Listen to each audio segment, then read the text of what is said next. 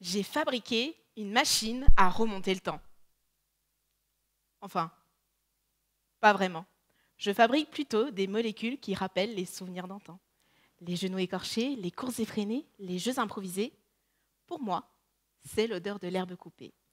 Cette odeur qui, après de longues journées d'hiver, signale l'arrivée du printemps. Ces molécules s'appellent molécules à notes vertes. Et on les retrouve déjà dans les produits du quotidien. Les lessives, les cosmétiques, les surgelés, les jus de fruits.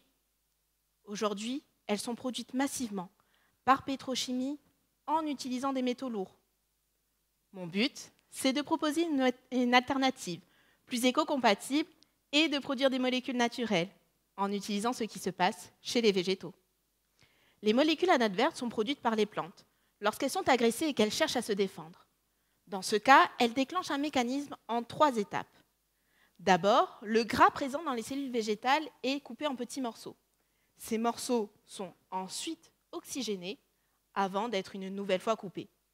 Ce sont ces petites molécules qui sont responsables de l'odeur de l'herbe coupée. Si maintenant on compare la cellule à une usine, la production de molécules de défense ne peut avoir lieu que sous l'influence de petits ouvriers qui se chargeront de couper, oxygéner et tailler le gras. Ces ouvriers s'appellent des biocatalyseurs. Dans ma thèse, je vais donc mimer en laboratoire ce qui se passe chez la plante. Pour reproduire ces réactions, j'achète ou je produis mes biocatalyseurs en grande quantité grâce à des bactéries. Dans un second temps, j'utilise une huile végétale comme le chanvre, le lin ou le tournesol. Et je réalise mes différentes réactions en laissant agir mes fidèles ouvriers.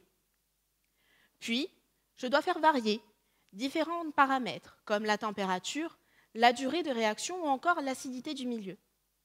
Et grâce à une analyse statistique, je peux identifier l'influence des différents paramètres sur la réaction et ainsi déterminer des conditions optimales d'action.